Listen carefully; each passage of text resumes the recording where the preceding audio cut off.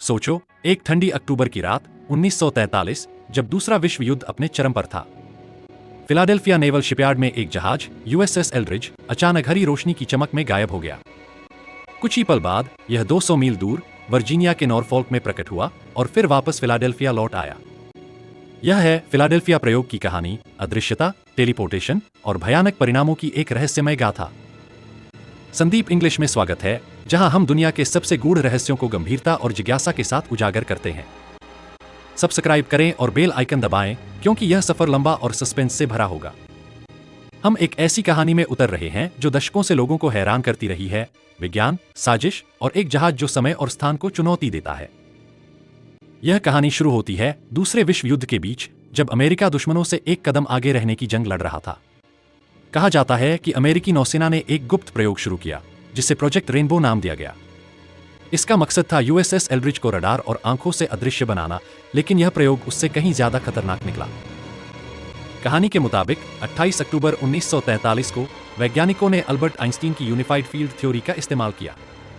उन्होंने जहाज के चारों ओर एक शक्तिशाली इलेक्ट्रोमैग्नेटिक फील्ड बनाया जो प्रकाश को मोड़ देता था। लेकिन प्रयोग अनियंत्रित हो गया और जहाज सिर्फ अदृश्य नहीं हुआ, यह टेलीपोर्ट हो गया, नॉरफॉल्क पहुंच गया। जब यूएसएस एल्ड्रिज फिलाडेल्फिया लौटा, दृश्य भयावह था। कुछ नाविक जहाज की दीवारों में फंस गए थे, जैसे धातु और मांस एक हो गए। कुछ पागल हो गए, दूसरों का दिमाग टूट गया और कुछ हमेशा के लिए गायब हो गए। यह कहानी इतनी डरावनी थी कि नौसेना ने इसे छिपाने की पूरी कोशिश की। लेकिन यह कहानी सामने कैसे आई? 1955 में एक रहस्यमय व्यक्ति, कार्ल एलन, जिसे कार्लोस मिगुएल अलेंडे भी कहा जाता है, ने खगोलशास्त्री मॉरिस जेसप को पत्र लिखे। उसने दावा किया कि वह पास के एक व्यापारी जहाज एसएस एंड्रयू फुरुसेत पर था और उसने अपनी आंखों से एल्ड्रिज को गायब होते देखा। उसके पत्र वैज्ञानिक शब्दों और आइंस्टीन के हवाले से भरे थे, जिन्होंने इस रहस्य को और उलझा दिया। एलन के पत्रों ने तूफान मचा दिया। लोग सवाल उठाने लगे, क्या अमेरिका के पास ऐसी तकनीक थी जो समय और स्थान को तोड़ सके? क्या यह प्रयोग सचमुच हुआ या यह सिर्फ एक आदमी की दिमागी उपज थी? इस कहानी ने दुनिया भर में जिज्ञासा और डर को जन्म दिया। लेकिन क्या इसके पीछे कोई सबूत है? सच कहें तो बहुत कम। Naval history and heritage command का कहना है कि कोई दस्तावेज इस प्रयोग की पुष्टि नहीं करता। यूएसएस एल्ड्रिज के लॉग, जो नेशनल आर्काइव्स में हैं, दिखाते हैं कि 28 अक्टूबर 1943 को यह बहामास में था, न कि फिलाडेल्फिया में। एसएस एंड्रयू फुरुसेत भी उस समय अटलांटिक महासागर में था, नॉरफॉल्क के पास नहीं। फिर वह हरी चमक क्या थी जिसकी बात लोग करते हैं? कुछ का मानना है कि यह सेंट एल्मो फायर था, एक प्राकृतिक बिजली का जो जहाजों पर चमक पैदा करता है। 1943 में यूएसएस एल्ड्रिज के पास खड़े एक और जहाज यूएसएस इंगस्ट्रॉम पर तैनात नाविक एडवर्ड डजोन ने एक और व्याख्या दी। उन्होंने कहा कि दोनों जहाजों पर डीगॉसिंग उपकरण थे, गुप्त मशीनें जो जहाजों को चुंबकीय टॉर्पीडो से बचाने के लिए चुंबकीय हस्ताक्षर को बिगाड़ देती थीं। यह कोई टेलीपोर्टेशन तकनीक नहीं थी, बल्कि युद्ध की जरूरत थी। लेकिन अगर यह सिर्फ डीगॉसिंग था, तो यह कहानी इतनी क्यों फैली? कुछ का कहना है कि युद्ध के समय की गुप्तचर ने अफवाहों को हवा दी। मैनहट्टन प्रोजेक्ट जैसे असली गुप्त प्रयोगों ने लोगों को विश्वास दिलाया कि नौसेना और भी अजीब चीजें कर सकती थी। कार्ल एलन की कहानी पर संदेह और गहरा हो जाता है। बाद में पता चला कि वह कार्ल मेरेडिथ एलन थे, पेंसिल्वेनिया के एक व्यक्ति जिनका मानसिक स्वास्थ्य ठीक नहीं था। उन्होंने खुद स्वीकार किया कि उनके कुछ दावे झूठे थे, लेकिन तब तक कहानी लोगों के दिमाग में बस चुकी थी। 1979 में चार्ल्स बर्लिच और विलियम मूर की किताब the Philadelphia experiment project invisibility ने इस कहानी को और मशहूर कर दिया। इस किताब ने दावा किया कि नौसेना ने सच को दबाया और कुछ नाविकों की गुमनाम कहानियां इसका सबूत थीं। लेकिन किताब में ठोस सबूतों की कमी थी। 1988 में एक और गवाह, अल बिलेक, सामने आया। उसने कहा कि वह यूएसएस एल्ड्रिज पर था और प्रयोग के बाद उसका दिमाग मिटा दिया गया। उसकी यादें 1984 की फिल्म द फिलाडेल्फिया एक्सपेरिमेंट देखने के बाद लौटीं, लेकिन उसकी कहानी में कई विरोधाभास थे। विज्ञान भी इस कहानी को चुनौती देता है। प्रकाश को मोड़ने या जहाज को टेलीपोर्ट करने के लिए जिस ऊर्जा और तकनीक की जरूरत थी, वह 1940 के दशक में असंभव थी। आज भी ऐसी तकनीक सिर्फ सैद्धांतिक है। आइंस्टीन, जो 1943 में नौसेना के लिए सलाहकार थे, केवल विस्फोटकों पर काम कर रहे थे, न कि टेलीपोर्टेशन पर। फिर भी कुछ लोग इस कहानी पर यकीन करते हैं। वे कहते हैं कि नौसेना का इनकार एक कवर अप है। कुछ नाविकों की अस्पष्ट कहानियां और युद्ध के समय के गुप्त प्रयोग इस विश्वास को बढ़ावा देते हैं। लेकिन क्या यह सच हो सकता है, या यह सिर्फ हमारी कल्पना का खेल है? यह कहानी इतनी आकर्षक क्यों है? क्योंकि यह हमारे डर और सपनों को छूती है। गुप्त सरकारी प्रयोग, ऐसी तकनीक जो दुनिया बदल दे, और विज्ञान की सीमाएं। विश्व युद्ध के समय में जब मैनहट्टन प्रोजेक्ट जैसे प्रयोग हो रहे थे, लोगों को यकीन था कि और भी शहर प्रयोग हो सकते हैं। पॉप कल्चर ने इस रहस्य को और जीवित रखा। 1984 की फिल्म द फिलाडेल्फिया एक्सपेरिमेंट ने लाखों लोगों को यह कहानी दिखाई। 2025 में मार्वल की सीरीज लोकी में इसके संदर्भ एक्स पर वायरल हो गए और लोग फिर से इस रहस्य की चर्चा करने लगे। कहानी का असली जादू इसकी अनिश्चित में है। कोई ठोस सबूत नहीं, फिर भी यह हमें सोचने पर मजबूर करती है। क्या सरकारें ऐसी चीजें छिपा सकती हैं? क्या हमारी तकनीक की सीमाएं वाकई उतनी हैं जितनी हमें बताया जाता है? 1943 का फिलाडेल्फिया एक व्यस्त नौसैनिक अड्डा था, जहां युद्ध के लिए जहाज तैयार हो रहे थे। डीगॉसिंग जैसी तकनीकें गुप्त थीं, और शायद इन्हीं की गलत व्याख्या ने इस कहानी को जन्म दिया। लेकिन क्या यह पूरी कहानी है, या कुछ और छिपा है? कुछ लोग कहते हैं कि प्रयोग के बाद नाविकों पर अजीब प्रभाव पड़े। कुछ ने कहा कि वे समय में आगे पीछे चले गए, दूसरों ने दावा किया कि उनकी यादें मिटा दी गई। लेकिन इन कहानियों का कोई दस्तावेजी सबूत नहीं, सिर्फ मौखिक गपशप।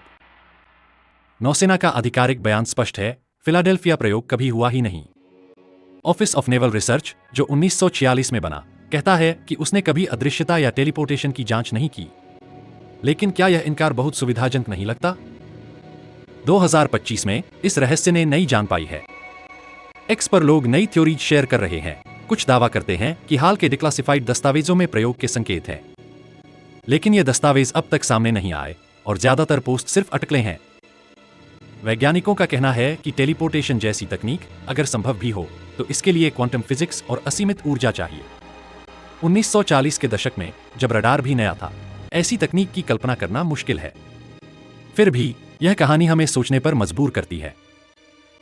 फिलाडेल्फिया और नॉरफॉल्क के बीच अंतर्देशीय नहरें थीं, जिससे जहाज कुछ घंटों में एक जगह से दूसरी जगह जा सकता था। क्या कुछ गवाहों ने एक सामान्य यात्रा को गलत समझा? या क्या यह कहानी युद्ध के समय की अफवाहों का नतीजा थी? कहानी में आइंस्टीन का नाम इसे और रोचक बनाता है। लेकिन इतिहासकार कहते हैं कि आइंस्टीन का इस प्रयोग से कोई लेना देना नहीं था।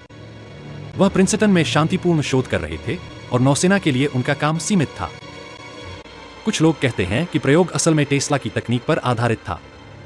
निकोला टेस्ला, जिनकी रहस्यमय मृत्यु 1943 में हुई, ने इलेक्ट्रोमैग्नेटिक फील्ड्स पर काम किया था। लेकिन कोई सबूत नहीं कि उनकी तकनीक इस प्रयोग में इस्तेमाल हुई। फिलाडेल्फिया प्रयोग की कहानी में कई विरोधाभास हैं। अगर यह सच था, तो इतने बड़े प्रयोग को कैसे छिपाया गया? नाविकों के परिवार, वैज्ञानिक और गवाह, क्या सभी ने चुप्पी साध ली? या यह कहानी सिर्फ एक आदमी की रची हुई थी? 1980 के दशक में कुछ और गवाह सामने आए, जिन्होंने दावा किया कि वे प्रयोग का हिस्सा थे। लेकिन उनकी कहानियां अक्सर एक दूसरे से मेल नहीं खाती थी। कुछ ने कहा कि वे भविष्य में चले गए, दूसरों ने अजीब प्रयोगशालाओं की बात की। यह कहानी हमें युद्ध के समय की मानसिकता की झलक देती है। जब दुनिया खतरे में थी, लोग किसी भी चमत्कार पर यकीन करने को तैयार थे। शायद इसीलिए यह कहानी इतनी तेजी से फैली, क्योंकि यह उम्मीद और डर का मिश्रण थी। 2025 में कुछ यूट्यूबर्स और टिकटॉकर्स ने इस रहस्य को फिर से उठाया है। वे कहते हैं कि नई तकनीक जैसे क्वांटम कंप्यूटिंग इस प्रयोग को फिर से जांचने में मदद कर सकती है। लेकिन अभी तक कोई ठोस सबूत सामने नहीं आया। फिलाडेल्फिया प्रयोग की कहानी में कई परतें हैं।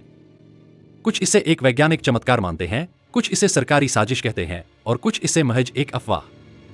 सच जो भी हो, यह कहानी हमें सोचने पर मजबूर करती है। क्या यह प्रयोग असल में हुआ था, या यह सिर्फ कार्ल एलन की कल्पना थी, जिसे किताबों और फिल्मों ने बढ़ा चढ़ाकर पेश किया? हर बार जब हम इस रहस्य को खोलने की कोशिश करते हैं, यह और उलझ जाता है। यूएसएस एल्ड्रिज आज भी एक रहस्य का प्रतीक है। कुछ कहते हैं कि इसका नाम नौसेना के रिकॉर्ड से हटा दिया गया, लेकिन सच यह है कि यह जहाज 1951 तक सेवा में था और बाद में ग्रीस को बेच दिया गया। फिर भी इसका नाम रहस्य से जुड़ा रहा। कहानी में भूतिया तत्व भी हैं। कुछ गवाहों ने कहा कि प्रयोग के बाद नाविकों ने अजीब शक्तियां दिखाईं, जैसे दीवारों से गुजरना। लेकिन ये कहानियां ज्यादा विश्वसनीय नहीं लगती, क्योंकि इनका कोई दस्तावेजी सबूत नहीं। नौसेना के लिए 1943 एक चुनौतीपूर्ण साल था। जर्मन यूबोट्स और जापानी नौसेना से खतरा था, और अमेरिका हर संभव तकनीक आजमा रहा था। लेकिन क्या वे इतने बड़े जोखिम ले सकते थे, बिना किसी रिकॉर्ड के? कुछ लोग कहते हैं कि प्रयोग का मकसद सिर्फ अदृश्यता नहीं बल्कि समय यात्रा भी था। अल-बिलेक ने दावा किया कि वह 1983 में टेलीपोर्ट हो गया और फिर वापस लौटा, लेकिन उसकी कहानी को ज्यादातर लोग कल्पना मानते हैं। फिलाडेल्फिया प्रयोग की कहानी हमें मानव स्वभाव की एक सच्चाई दिखाती है। हम रहस्यों से प्यार करते हैं, खासकर जब वे असंभव लगते हैं। यह कहानी हमें सपने देखने और सवाल उठाने की हिम्मत देती है। 2025 में कुछ शोधकर्ता कहते हैं कि क्वांटम फिजिक्स और एआई हमें इस रहस्य को समझने में मदद कर सकते हैं, लेकिन जब तक ठोस सबूत नहीं मिलते, यह कहानी एक पहेली ही रहेगी। क्या यह प्रयोग एक वैज्ञानिक गलती थी जिसे छिपा लिया गया, या क्या यह सिर्फ युद्ध के समय की अफवाह थी जो बहुत बढ़ा चढ़ाकर सुनाई गई? हर सवाल के साथ यह रहस्य और गहरा हो जाता है। फिलाडेल्फिया प्रयोग की कहानी हमें इतिहास, विज्ञान और साजिश के बीच की रेखा दिखाती है। यह हमें याद दिलाती है कि कभी-कभी सच से ज्यादा कहानी का असर होता है। लेकिन क्या हम कभी सच जान पाएंगे? सवाल तुमसे है। क्या तुम्हें लगता है कि फिलाडेल्फिया प्रयोग ने सचमुच एक जहाज को टेलीपोर्ट किया, या यह सिर्फ एक मिथक है जो हमारी जिज्ञासा को बढ़ाता है? कमेंट में अपनी राय बताओ।